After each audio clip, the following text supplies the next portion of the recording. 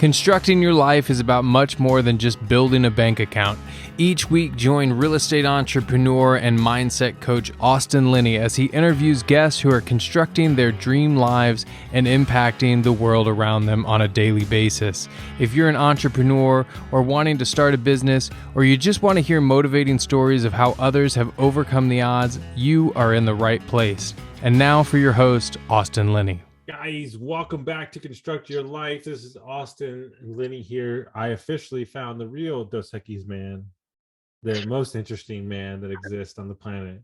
At this point, I don't even know what you do really, because you do so many things. So I just let it go. True story. I interviewed you. I remember I have been driving all day. I interviewed you in Charleston in an Airbnb in like an 1800-year-old home. Yeah. And then we went and rode bikes down by the river afterwards. Like, not with you, but like I remember that day. Like, it was you know what's interesting? Before we get started on you, I'm gonna be a little selfish. Do it. I would say you and like 3 other people have seen me from like episode 1. This will probably be like episode like 470, something like that. Holy cow, man. I actually saw you before episode 1. I actually saw you when it was just an idea, sitting around having coffee. Yeah, you were and you gave me a lot of shit. Like, I still remember this to this day. You sent me a DM. You don't remember this. It was like episode 12, and you were like, "Hey, asshole." Dude, this is exactly what you said. "Hey, asshole, it's supposed to be about the guest, not you." I think all I said was ask more questions. I don't know. I internalized it. But what I'm saying is, then you messaged me like a couple months ago, along with my father, and you said, "Man," like, he listened to some early episodes too. He's like, "Man, you have elevated as a host," and like, I really 100%. Appreciated that. Yeah, man. I have loved watching your trajectory. So. Yeah, early on, just like every podcast host, you're trying to figure out what it's all about. And you're telling your story, which you did phenomenally. But then it was like, all right, man, we got your story. I want to hear how you get the best out of these guests and like make them really question their experiences and give you all the intel. So you've done so well, man. And I love the podcast, and I love listening when I'm on walks, and I'm just like listening to these mind-blowing people that have accomplished so much from so many different walks of life. It's been so cool to watch you grow. And right before this, I just interviewed Diego Corzo again, and when I interviewed him first, he had like 18 properties. Now he has 67, and it's like, it's just so wild. It's like a documentation. Didn't he just give a speech in front of the White House or something? Yes, I know. It's so ridiculous. Like, I told him, and I mean this wholeheartedly. I was dead serious when I said this. When I met him for the first time, he taught me what to classify a good human as. Like, I'm dead serious. Like, when I met him, like, the standard that just so everybody's clear, when you meet me, the standard of how you should operate as a human is Diego Corzo. So if you want to know how to operate. God. Yeah, which is high. That guy is so genuine. Like, and this is what I like about the people that are in your sphere, Austin. When you recommend somebody to me to go talk to, and I'm like, Austin, who do you know in Phoenix who's doing Airbnb or multi? You're like, send me the best, not just a guy who's good, but you send me like the best humans on the planet.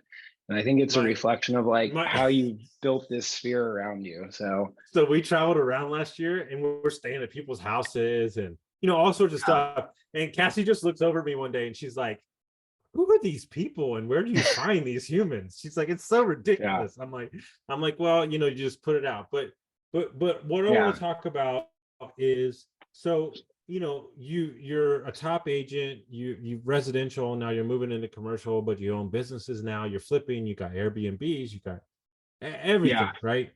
But here's the question I have. What is firing you up right now? What are you excited about?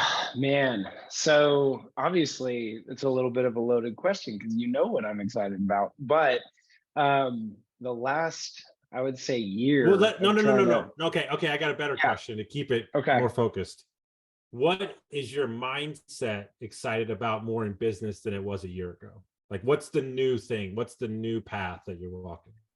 So I love challenges. So every time something gets, something becomes like a base level understanding for me, I'm looking for whatever is next that's gonna like push me to the next limit. And for me right now, what's been coming into my path, there's a lot of ways to look at it. So whatever comes your way, whatever excites you, I tend to move towards that. I'm kind of like a mosquito looking at, or I'm moving towards the fly trap. Right now, what's gotten me fired up, in large part to you, but in also what's been going on in my world is the business side of things, is looking at service-based businesses, is looking at growing businesses to scale without my direct involvement.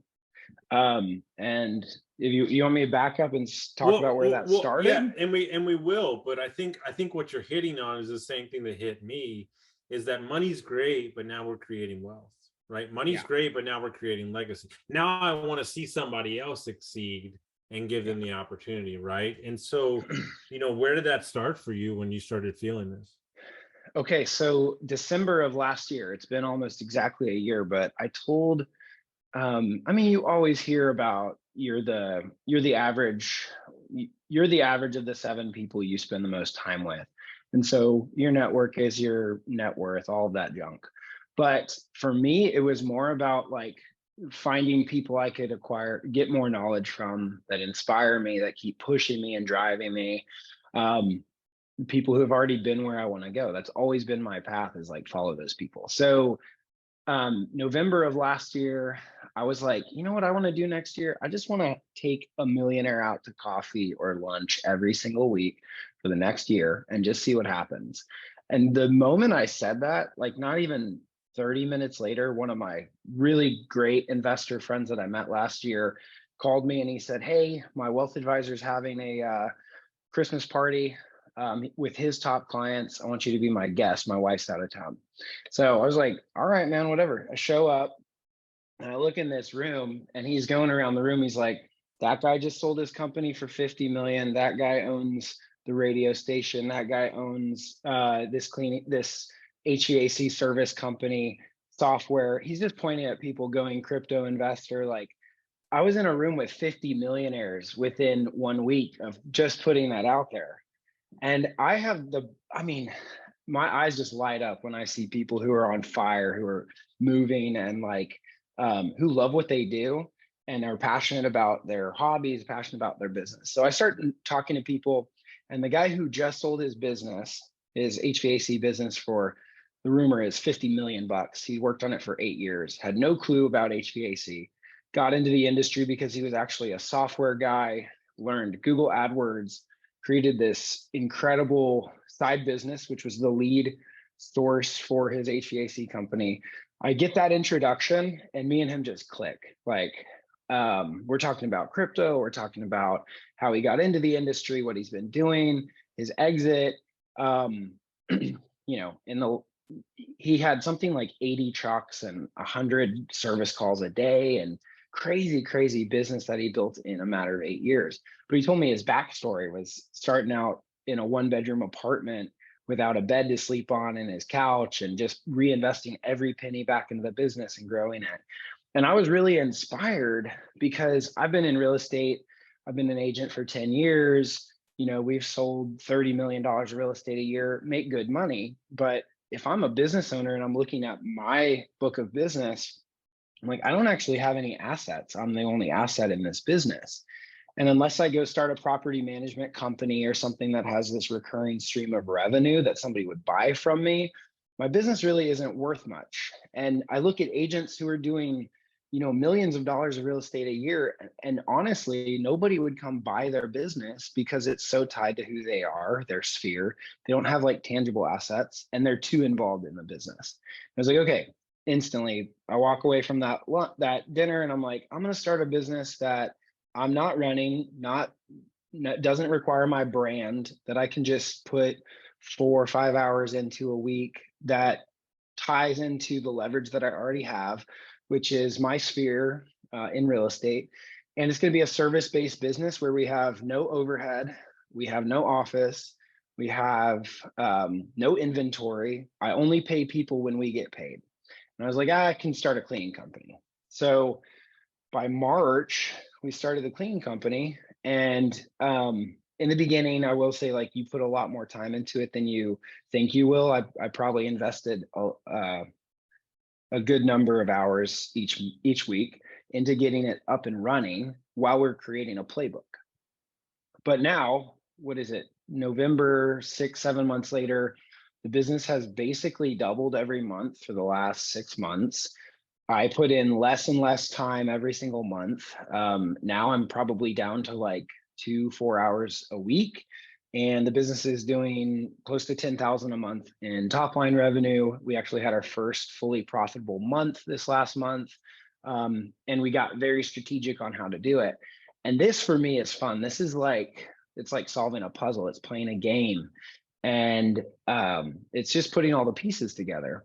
Well, the other part of it was that I wanted a business model that I could copy and paste into any market, into any place, apply to other people's businesses, and just have like this really structured, streamlined thing and ways we could add services on. So now we're adding estate sales, we're adding, junk removal company, we're adding subcontracting jobs. So that for me, in addition to the real estate I've been doing this year, has been super exciting to watch grow, kind of take on a life of its own. And next year have like a very direct idea about how we're going to scale it. So that's been my thing. That's been really exciting for me. I was thinking about it this morning when I was walking. I only want to run races I can't win.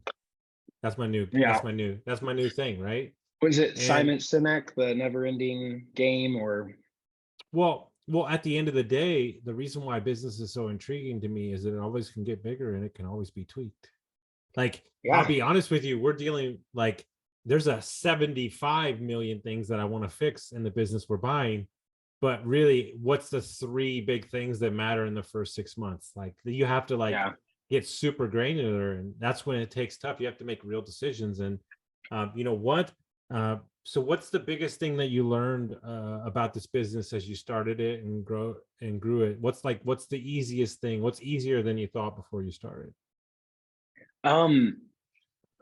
Well, I would say for me, it's keeping myself out of the details and some of the nitty gritty has actually allowed me to see the business from a 30,000 foot view. And then I go look at the numbers and talk to the people in the business and just say, like, what are the easiest jobs? When I started, I thought we would be working directly with real estate agents doing make readies or doing, something along those lines. But what we found was that just adding one key lead source, like a property management company, was actually way easier than going out and getting, like, that one property management company has 500 turnovers a year versus going one by one to all these listing agents and then dealing with clients who tend to not appreciate as much as like a business to business kind of relationship. So I was like, I can add 5 high priority clients versus 500 and have, recurring streams of revenue, which is what we went and did. And so I have really enjoyed looking at the business as a whole and then deciding, like, this is the only thing we need to focus on. The other stuff will come. Like, I just push and drive the top line revenue. Somebody else can handle kind of all the nitty gritty. And I think for me, that's been really fun. And then now, I'm thinking about, like, how do we turn this into something that's super structured so that I can go buy another cleaning company that already has a book of business and just acquire their employees, their assets, their cars, whatever, and use the revenue I have in my business to take these over in other markets, franchise my company, and scale using our model. So it's like, it's playing chess on in these cities and from a business perspective. So that's been super fun, is to look at it from a much higher level than I probably have been even in my own real estate business. Yeah, in the same context of business, the same context as hiring, my thing that I live off of is hire 1 to hire 10. Yeah. You know, Yeah. what's the like the CEO we're bringing in? Like, I'll be as open and frank as I can. There's no chance that we can actually. I have no idea why he's coming to me. I'll be honest with you. Like, the fact that he has a platform where he can walk into a $50 million company as a CEO probably in the next 4 years. But what he's not happy about, we have a personal relationship. He grew up with my partner's boyfriend since they were in high school. But what he's not happy with is he works 100% on commission, and every year his commission's gone down because they refuse to see trends in the market. And so his concern is yeah, I might take over in 5 years, but if they don't pay attention, this $50 million company is going to go to zero. And so he's more excited about the innovation and what we're seeing. And then guess what we're going to do? We're going to steal him. He's going to come over, and then in 3 years, we're going to go buy the company he left. Yeah. And then he's still going to be CEO. No, I mean, I think giving people autonomy is really huge too. I think like it's probably one of the biggest things in leadership is the difference between leadership and management, right? Is like if you're just managing and you're just telling everybody what to do, nobody's going to enjoy that. Like, no matter what level employee you are, you don't like that. But if they come to you and ask you like, hey, what do you think we should be doing? Which it sounds like is not what he's getting fulfilled in right now, is like, look, I'm on the front lines.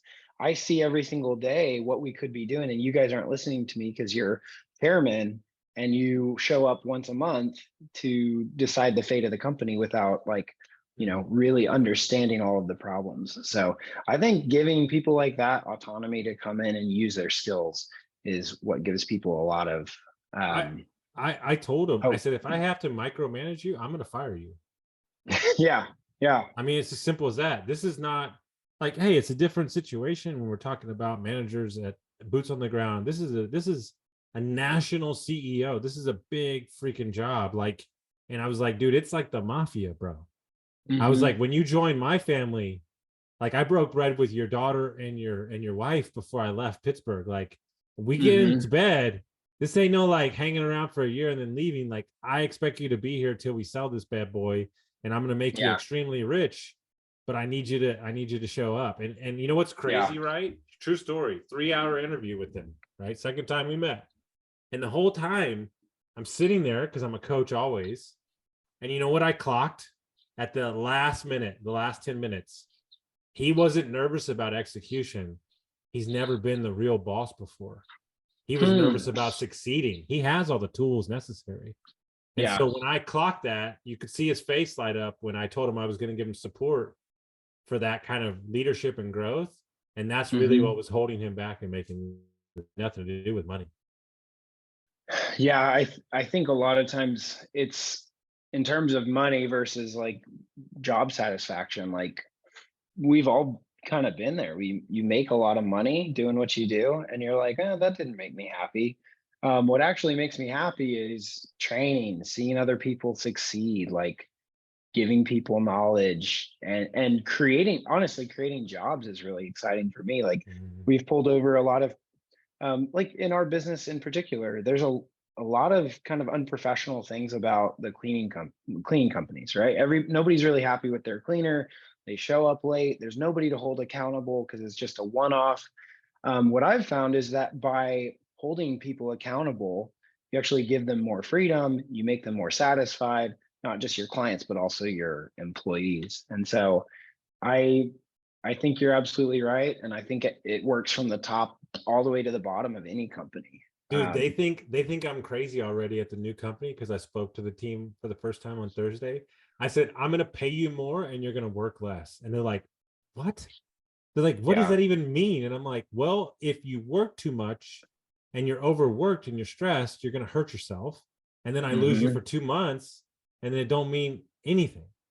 Like, we have to rethink the way that business is done. It's not all about numbers and profit, right? So as you build up that company and you see what's possible, is this, you and I play golf together probably once every other month. All we talk about is business and buying businesses and everything. Is this what has intrigued you in this space and kind of thinking about mergers and acquisitions and private equity and kind of stuff like that? Well, absolutely. Yeah. So there's a couple factors, right? So first of all, it interests me from an intellectual perspective. It pulls me from a leadership perspective. But also when I think about the economics of what's going on right now in the world, where things are headed over the next year or two, they're saying we're going into a recession. I think we're already in a recession, and I think that trend will probably stick around for another couple of years. And I have found from working in real estate that cash flow is getting harder and harder to come by. Um, but these businesses have a ton of cash flow, which is a lot of leverage. And so it makes sense for me to look at businesses just the same way we look at syndicating multifamily apartments or look at Airbnb or whatever. The numbers make sense when the cash flow is there. Mhm. It's just a bigger puzzle. It's like in multifamily, it's super intrinsic. You understand like, oh, we can add laundry machine, we can add covered parking, we can add these like little check these boxes and it adds value. Well, in business, there's a there's a lot more of those checklists that you get to go through. Um, and employee satisfaction is part of it, client satisfaction, online reputation, like and then the nitty gritty of the business. Are there inefficiencies that we need to work out? And being able to be on that as a business owner and moving into business brokerage is really exciting for me. And so it's just, again, pulling me in that natural direction. Not that I'm not going to keep investing in real estate, but at this point in my career, it's like that stuff makes sense. Well, Um, well, get the business I switched my and buy the thinking. real I think estate. I switched my thinking 100%. And people are gonna get upset with me, but I'm sorry. It is what it is now. Hmm. Real estate is a place to park capital, not to hit a home run. Yeah, yeah. I changed my whole view. I thought it was my way out. I thought it was gonna keep me satisfied, but unfortunately, it doesn't intrigue me. The complexity of it's not enough for me. Yeah, I think that's it. And I think if you do it long enough, like it just becomes, second nature. And there's not as many problems to solve anymore. You get the playbook and you go. So this is kind of a natural next step.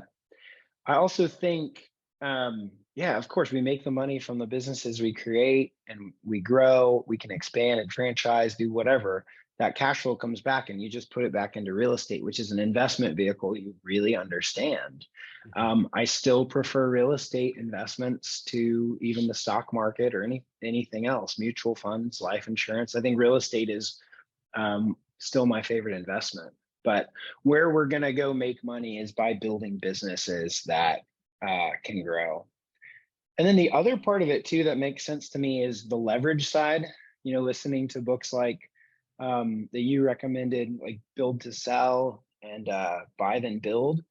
Those things have really opened my eyes to um, the kind of leverage you can get to acquire businesses versus what you can get to buy real estate. So you actually need a lot less capital to buy more cash flow, which is what you're doing with a business that you know how to run. Let's just put a little bit of capital in, get a loan, and the business takes care of itself. It's a performing asset. Way more, most of the time, if you're buying right, the performance is 10x better than any I mean, multifamily you could dude, buy. the one we're buying, you could buy at 2.5 million, which we're buying at that. You'd only need to bring 250 grand to the table and it's cash flowing 900 grand a year. Yeah, try finding a multifamily deal like that. It And, doesn't and exist. It doesn't by the way, the exist. profit margins are 18%, and our CEO thinks he can get it to 35%. Yeah. Yeah. I mean, you should. It should be there.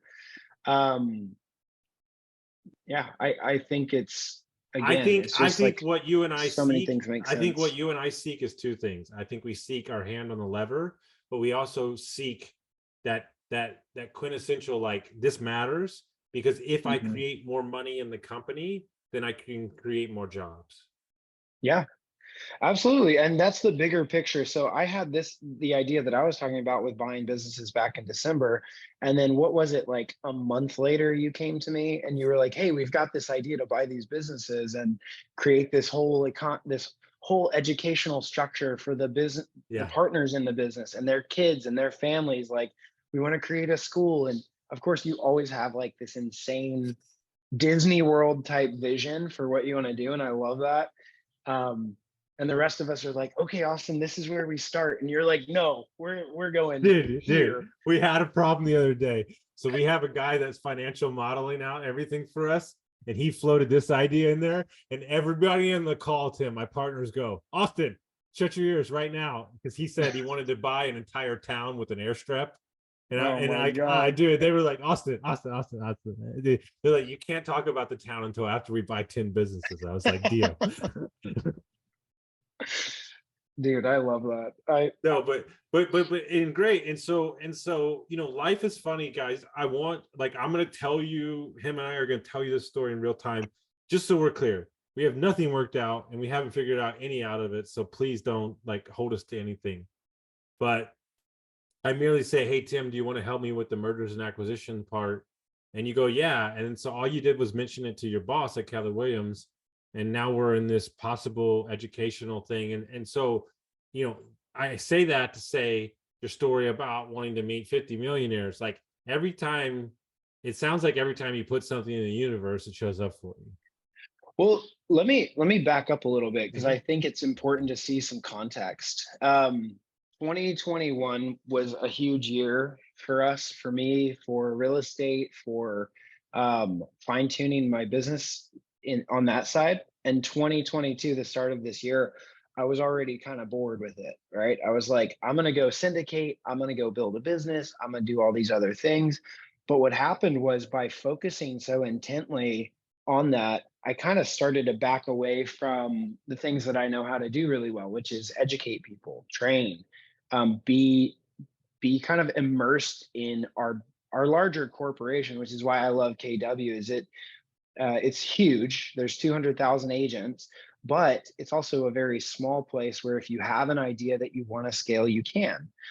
So about 4 weeks ago, I was asked to give a talk about creative finance. So I love creative finance. I love alternative finance methods. So I did an hour-long presentation on creative finance. It was for the entire nation, and we had a really good response. Well, the leader of KW Commercial got a hold of the video. She calls me. She's like, hey, you're really good at this. Can you do more? I was like, yeah. I have a tendency to just say yes when people ask me to do things. I'm just like, sure. You want me to train? I'll train. She's like, no. Do you want to become a coach? And I was like, yeah, sure. Why not? I'll become a coach. So I'm getting signed up to be coaching. She's like, well, for the start of next year, what do you want to teach? And I was like, well, I see a really big need for business brokerage. I don't think anybody in our company is doing it. And I personally have some business brokerage deals lined up, and I've been studying it. And she's like, do you want to be PDL, or do you want, if we create this position where people can come to you for this, do you want to do that? And I was like, absolutely. So we're in the application process for that, starting up a new division that will focus on business brokerage while simultaneously working with you guys on the consulting side. And the two things just happened to match up so magically. It was almost like I wasn't even thinking about it. Then we started having this conversation. What you and I have been working on for 6 months just comes together with, somebody with the company that I'm already at, and it just married up so well. So that's the vision for 2023, is that we'll be able to help businesses, coach them, consult them, and get them ready for sale simultaneously. And that's y'all's role. And then we put them out for sale, or we acquire them. So that's what has been phenomenal to watch. Just putting something out into the universe just partners up and just gets together and makes magic happen. It feels like it's out of your control in some way. Like you just show up and these things happen. Well, so, and I think they show up because you're serving somebody else, not serving yourself. Yeah. I had not thought about that, but that is the main reason that I loved that feeling of being like, oh, if I just put it out there that I know these things, people, and then you realize how much people need that. Then you realize that there's actually like a demand for something, or there's a way to fit what you already know into somebody else's business plan or somebody else's model. And that collaboration is like just magical to me. Mm-hmm. Guys, it's not the same context, but something important. He was talking about reviews for like service-based businesses, and he was saying somebody went in and they pointed about what their what their trepidations were of hiring the company, and then they said, "Oh my God, they over delivered." And what the CEO called that guy, and he said, "Look, like I want you to understand that we got like 200 jobs because of your review, because you said in the beginning exactly what was holding you back from hiring us, and then we fixed it." And what he was saying is that the context of that thought that everybody else had was different than just saying, "Oh, they did a great job." Like they brought the solution out. And so as you as a person, if you could say, "This is the way I feel, does anybody else feel this way?" then that's the problem you fix. Changes the whole argument. Well, here's the thing about what you just said too, though, is it's also the mindset of the person receiving the criticism, right? Like when you see a business that people have criticized and the owner is on there replying to everyone like, "Screw you, never come back here. We don't want your business. We don't want your money." Instead of saying like, "Man, that is something we could do better. If we did this better, we would get more business." It's the growth mindset and the growth mentality versus the ego. And this, I'm gonna stay small and everything has to be my way or it's not gonna get done. So I think that's very important.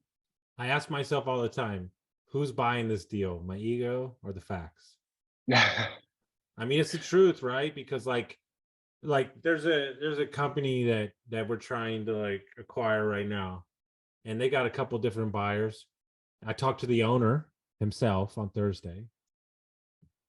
It's now Monday. I'm still waiting for the business broker to reach out to me. But yet but the owner is the son of the guy who started the company, does about $9 million a year. He already has all the buyers to the table. Why did you hire the business broker? It's been 4 days. They haven't reached out to me. And so you wonder why I want to get into this space, because people don't know how to do their damn job and support the owners. Yeah.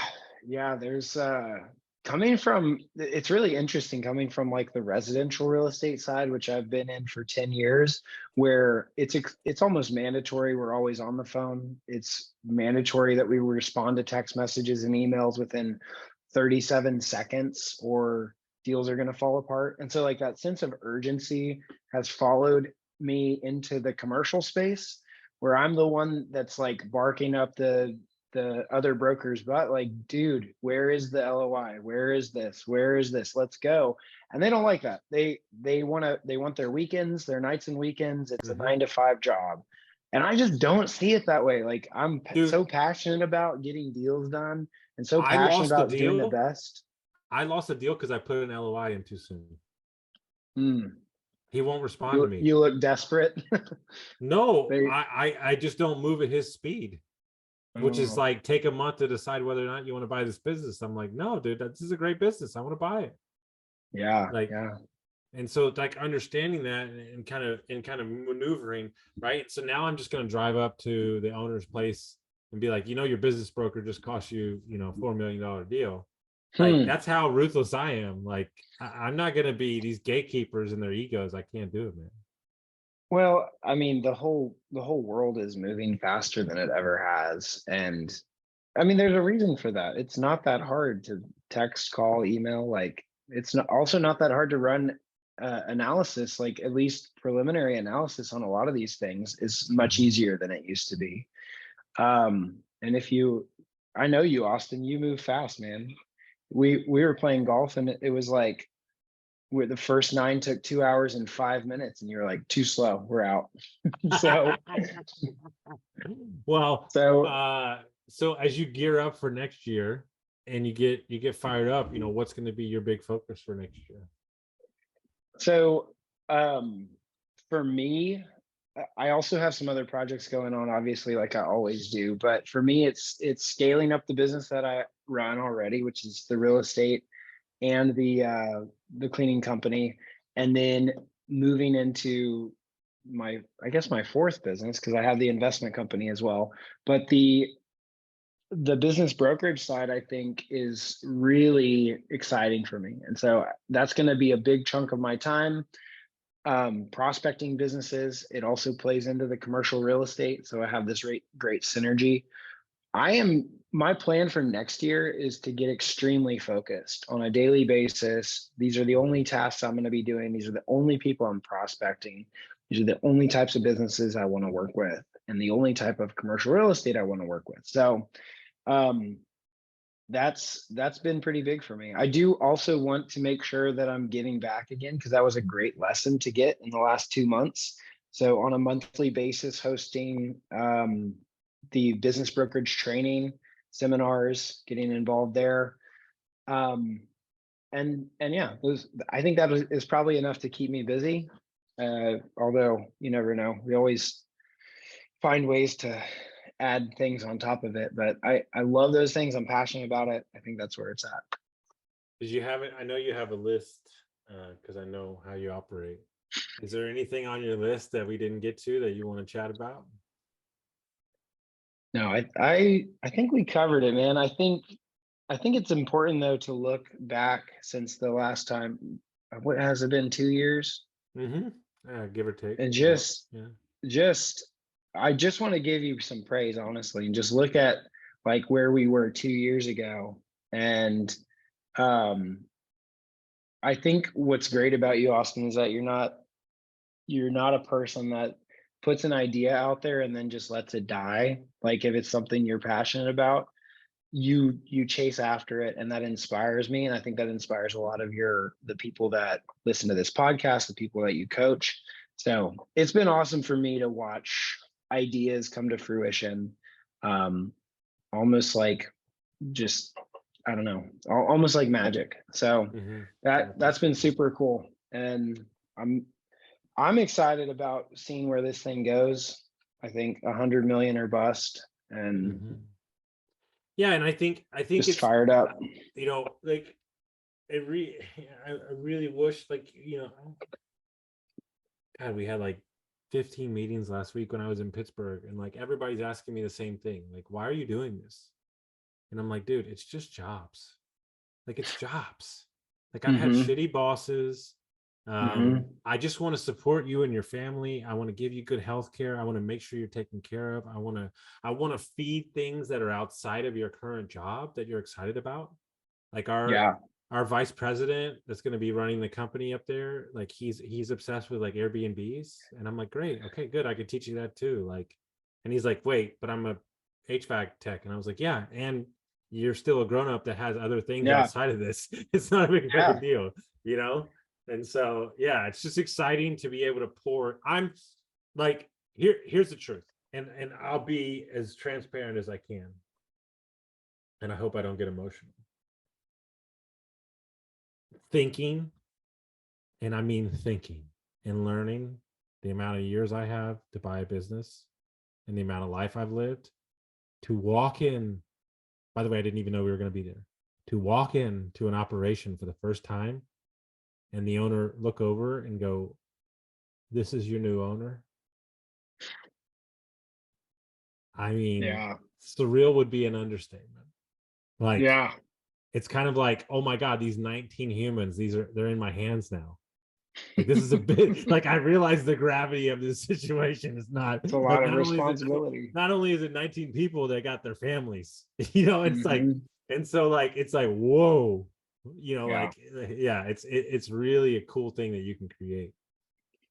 Yeah. I mean, impacting the world through small business. I don't think there's a better way, man. I think you can use this to your advantage and spread the message, spread the education, and have a lot of impact.